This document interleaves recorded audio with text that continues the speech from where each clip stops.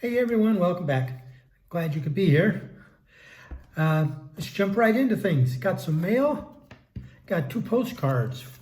This one actually came in time for the previous episode, but I overlooked it. This is a postcard from a viewer in India named Joseph. He was visiting Japan and he picked up this postcard for me, showing Japanese currency.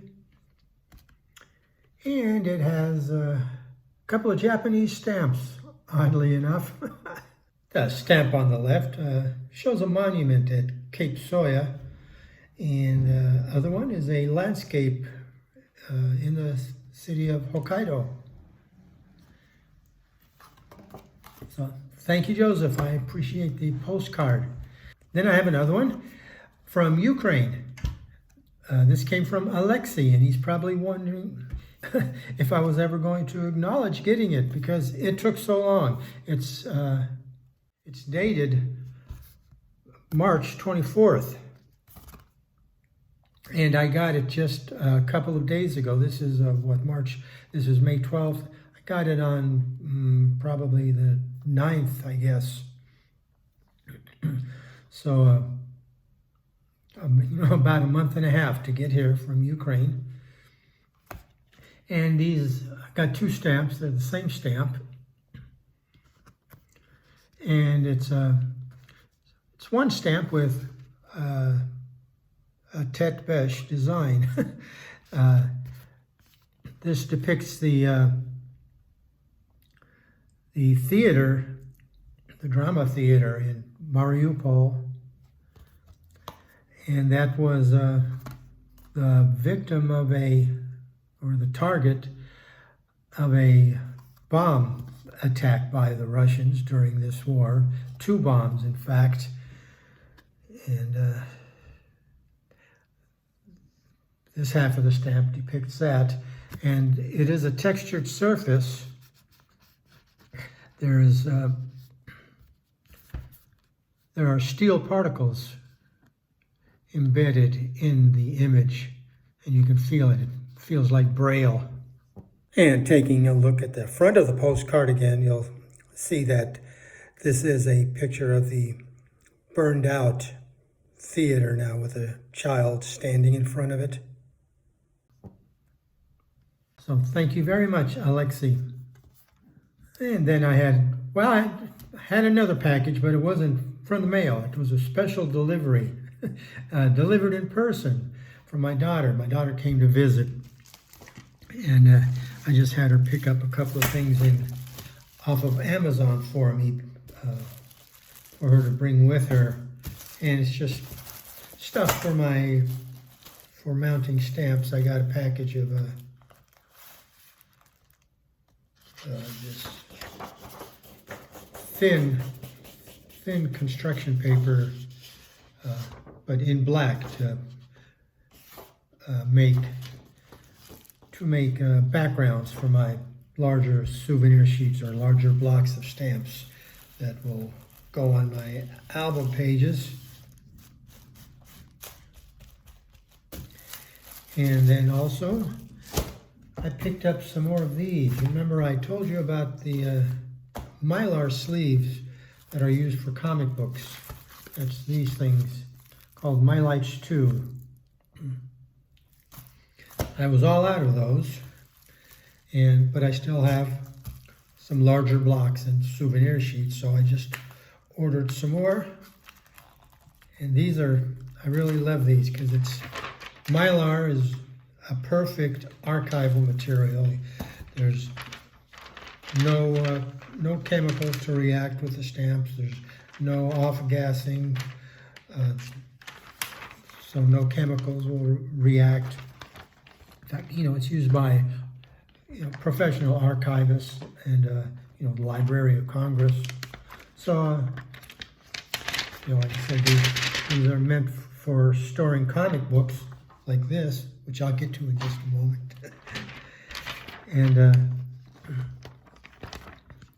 just cut them down to size for the sheets and the blocks that I have. So I'm glad to get some more of those.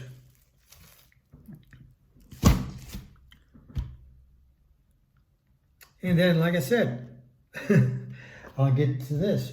She also, you may remember, I had a pretty large comic book collection back in the States, and I sold off the whole collection except for this batch right here. I just kept this small collection of my sentimental favorites.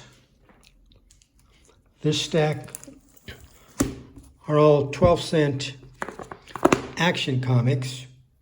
Just get that glare out of there. And these are from the time when I was buying comics as a kid.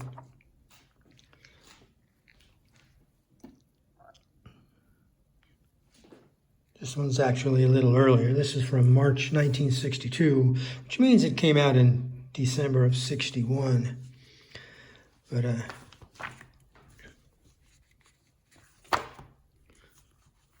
I said, the 12-cent era was my era. Now they're, what, $4.95, I think, an issue.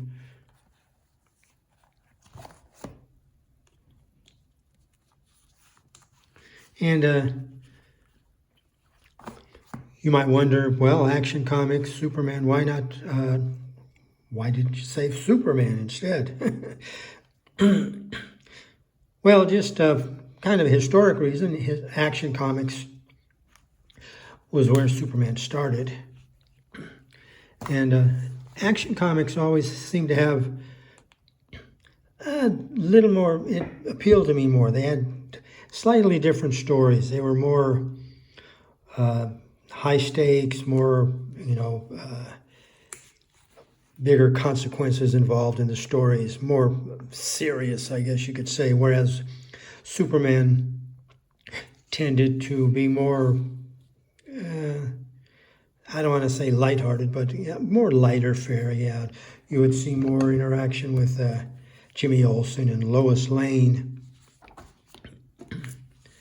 And also Action Comics has my just single, also, yeah, Action Comics would have more multi-issue stories that ran 2, 3, or 4 issues long. And this is one of them. This is my all-time favorite storyline. There we go. That's a little better. Take them out of the sleeves. Like I said, this is my all-time favorite. Man, this story ran over 4 issues. And you can see the creeping crud all over his hands. He caught some kind of virus, and it was consuming him, and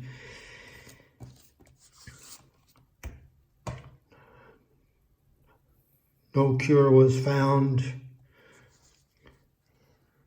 This ran 4 issues, and man, I was just every few weeks, I was on my bike going store to store to see who who has the new issue of Action. I got to see what's happening. There he is. Superman's being sent off in a rocket to the sun to destroy the virus, which at this point it's weakened him to the point where it would destroy him also. And here's Supergirl taking auditions for the new replacement Superman. But so anyways, I'm glad to have those back. And then the other pile was my other favorite title, Adventure Comics, featuring Superboy and the Legion of Superheroes. You'll notice this is a British edition. It's the same as the American edition, just sold in Great Britain. So, again, all 12-cent issues.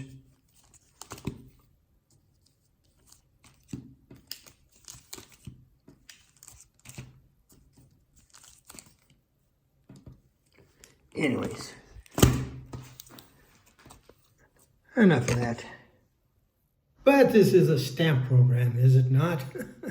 So let's move on to the main event. I want to talk about a topical area. Well, it's not really a topical area. You can make it one, though. There don't seem to be all that many, but it would still make for a nice collection of finding the Garuda on stamps. What's the Garuda, you ask? Well, I did happen to write about this on my Substack last year, so I'm just going to read from that for a while just to make this narrative go a little smoother. So, the Garuda, it's a mythical creature, a Hindu deity, usually depicted as the mount of Vishnu. Lord Vishnu rides atop the Garuda.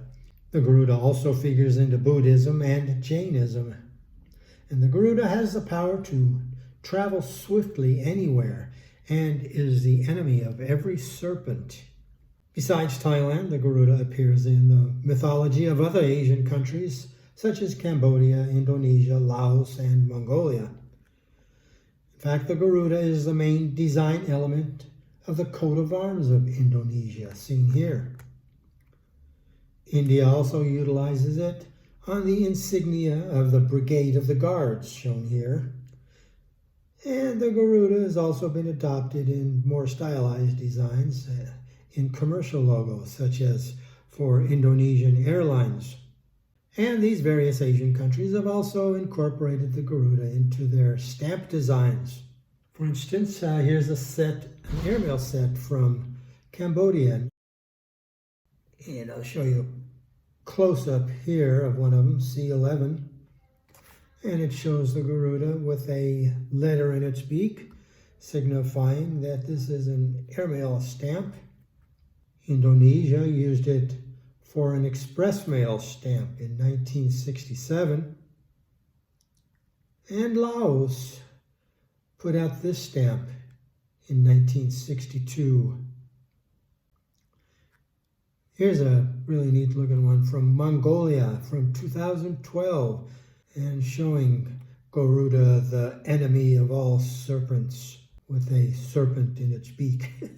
In Thailand, the Garuda has stood as the symbol of royalty for hundreds of years, and in 1911 was officially adopted as the national emblem of Thailand. Thailand also created what I believe is the most spectacular design utilizing the Garuda, and that's their first airmail issue, back when they were still called Siam. And here's a close-up of one of those. You can get a good look. It's a spectacular design, isn't it? It's just beautiful. An engraved design printed by Waterloo & Sons of Great Britain. Thailand even liked the design so much they reprinted it again in 1930, this time omitting two of the values. But otherwise, the design and colors are exactly the same. The only difference, the new set came out in perf 12.5 versus the perf 14 of the first issue. The full set catalogs right now at $146.50 in Scott, unused. And I went searching for them on Hipstamp, and it's not the most plentiful set of stamps to find, especially in unused condition. Hipstamp had 9 complete sets available and 3 unused sets, and none of them in mint never hinged condition. However, there are plenty of partial sets and singles available, so you may end up just going that route, picking up a single here and there until you've built your complete set. Now that's the extent of what I wrote on my Substack, but since then I found several more stamps that I'll share with you here. First, there's this issue from Bhutan, Scott number 94A from 1968. And then another one from Bhutan. This came out in 2016. It's a set and souvenir sheet showing 4 mythical animals. And in the lower left, we can see our friend the Garuda. Here's a souvenir sheet of that earlier set I showed you from Cambodia. And even Grenada put out a souvenir sheet in conjunction with the philatelic expedition, Indopex 93. And the third stamp on the top row is an ancient, well, not ancient, a 19th century sculpture of Vishnu mounted on Garuda. And in 1967, India issued this stamp for Nandalal Bose, and in the background, there is the Garuda. Here's from Indonesia for Indonesia Airlines, showing their logo, a stylized Garuda. And then in Indonesia, they also incorporate the Garuda into designs of textiles. Here's a souvenir sheet. And on the top set of four, in the lower right, is a pattern, a textile pattern, featuring the Garuda. And here's another souvenir sheet that goes along with that one. In 1999, they released this set of their coat of arms. In 1959, to mark their admission into the UPU, the Universal Postal Union, Nepal issued this stamp with the design showing Lord Vishnu mounted atop Garuda. The Netherlands Indies issued this set in an airmail set in 1931, and you can see the Garuda at the top. Another one from Netherlands Indies, but this time while it was under Japanese occupation. And then finally I got this one from the Philippines, issued in 2000, the first stamp. Shows the golden Garuda of Palawan, dating back to the 14th century. So that covers all of the stamps featuring Garuda that I could find. If anyone else knows of any other stamps, I'd appreciate if you leave a comment below and let me know. Like I said, I think this makes a pretty neat topical collection. It's large enough to be, meaningful, to have enough examples to show your topic, but yet small enough to be, completable and not too expensive. So I hope you enjoyed this look at the Garuda, and I hope you'll join me next time. Until then, this is Ted the Talking Stamp Collector wishing you all happy stamping.